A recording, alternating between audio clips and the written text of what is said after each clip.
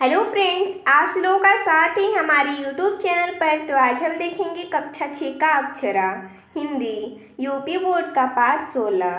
पाठ का नाम है कौन बनेगा निंगथऊ राजा। तो देखिए दोस्तों, हम इस पाठ का सभी प्रश्न उत्तर देखेंगे, जैसा कि अभ्यास प्रश्न से प्रश्न है, विचार और कल्पना से प्रश्न नंबर 1 है, भारतीय संस्कृति में पेड़ पौधों को बहुत महत्व क्यों दिया गया है, पता करें। इसका उत्तर हो जाएगा, पेड़ पौधे परोपकारी होती हैं, उनसे हमें शुद्ध हवा, फल फूल, लकड़ियाँ, औषधि आदि तमाम चीज़ें मिलती हैं। भारत के लोग शुरू से ही इन पेड़ पौधों और जंगलों का महत्व समझते थे। इसी कारण उनके संरक्षण हेतु उन्हें धर्म से जोड़ दिया गया। भारतीय संस्कृति में पेड़ पौधों की बहुउपयोगिता को देखते हुए ही उन्हें इतना महत्व दिया गया है। अगला प्रश्न है, पेड़ों से पर्यावरण शुद्ध होता है। पर्यावरण प्रदूषित होने से जीवों का अस्तित्व खतरे में पड़ सकता है। हम सभी का कर्तव्य है कि पर्यावरण को शुद्ध रखने में अपना योगदान दें। सोचिए और लिखें कि आप पर्यावरण संरक्षण के लिए क्या उपाय करेंगे। इसका उत्तर हो जाएगा, अपने पर्यावरण को बेहतर बनाने के लिए हमें सबसे पहले अपनी मुख्य ज़रूरत जल को प्रदूषण से बचाना होगा। कारखानों का गंदा पानी, घरेलू गंदा पानी, नालियों में प्रवाहित मल, सीवर लाइन का गंदा निष्कासित पानी समीपस्थ नदियों और समुद्र में गिरने से रोकना होगा। कारखानों के पानी में हानिकारक रासायनिक तत्व घुले रहते हैं, जो नदियों के जल को विषाक्त कर देते हैं। परिणाम स्वरूप जलचरों के जीवन को संकट का सामना करना पड़ता है।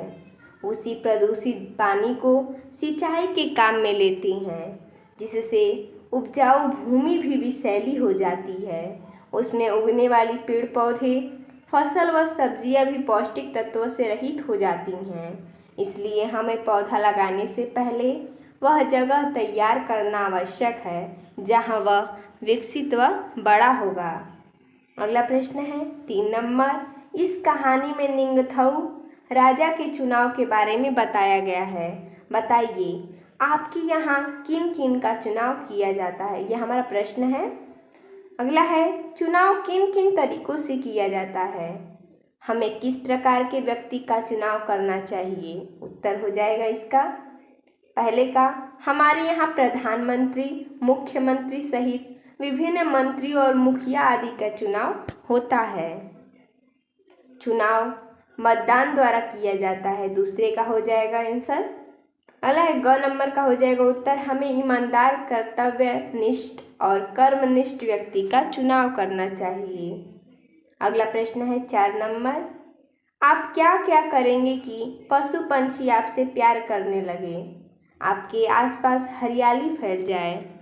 तो विद्यार्थी आप स्वयं कीजिएगा, जैसा कि हमने यहाँ पर संकेत के रूप में लिखा है कि चिड़िया को दाना पानी, पशुओं को भोजन तथा हरियाली के लिए ज़्यादा से ज़्यादा पौधारोपण एवं वृक्षों का संरक्षण।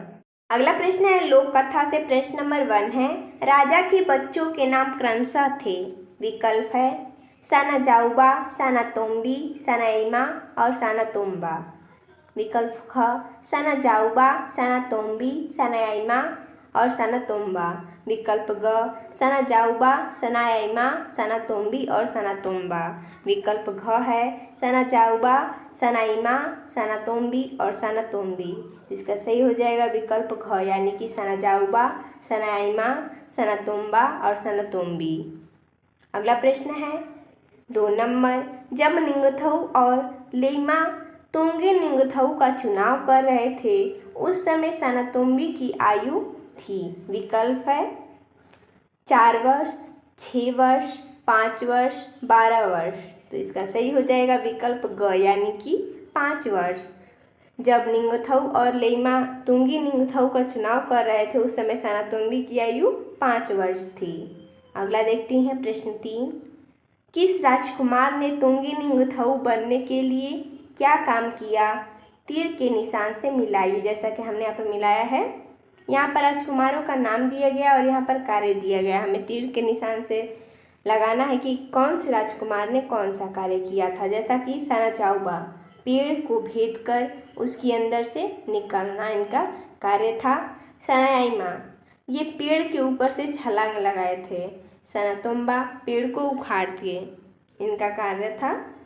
अगला है सनातोम्बी को अगली लेइमा घोषित किया गया क्योंकि विकल्प है वह सबसे छोटी थी, वह दूसरों का दर्द समझती थी, उसे मनुष्य, पेड़ पौधे, जानवर, पंछी सबकी तकलीफ महसूस होती थी, या उपयुक्त ख और ग दोनों। इसका सही हो जाएगा विकल्प घ, यानी कि उपयुक्त ख और ग दोनों। ख में क्या है तो वह दूसरों का दर्द समझती थी, और ग में है उसे मनुष्य, पेड़ पौधे, जानवर, पंछी सबकी तकलीफ महसूस होती थी। विकल्प घ बिल्कुल सही हो जाएगा, उपयुक्त ख और ग दोनों। अगला है निंगथौ को किसने याद दिलाया कि खोंगनंग में भी जान है। विकल्प है लेइमा ने, सनातोम्बी ने, सनातोम्बा ने या मियन ने। इसका सही उत्तर हो जाएगा विकल्प ख, यानी कि सनातोम्बी ने। अगला देखते हैं प्रश्न 6, खोंगनंग में भी जान है, सनातोम्बी ने ऐसा क्यों कहा। इसका उत्तर हो जाएगा खोंगनंग एक विशाल पेड़ था जिस पर बहुत से पंछियों का बसेरा था। सनातोम्बी के भाइयों ने अपनी शक्ति का प्रदर्शन करने में उस विशाल पेड़ को जमीन से उखाड़ दिया। सनातोम्बी को पेड़ की दुर्दशा देखकर बहुत दुख हुआ, जिसके कारण उसने ऐसा कहा कि खोंगनंग में भी जान है। अगला प्रश्न है, कहानी की कौन सी बात आपको सबसे अच्छी लगी और क्यों। अगर आपको कहानी में कोई और बात अच्छी लगी हो तो आप लिख सकते हैं। हमने यहाँ पर हमको जो अच्छा लगा यहाँ पर लिखा है।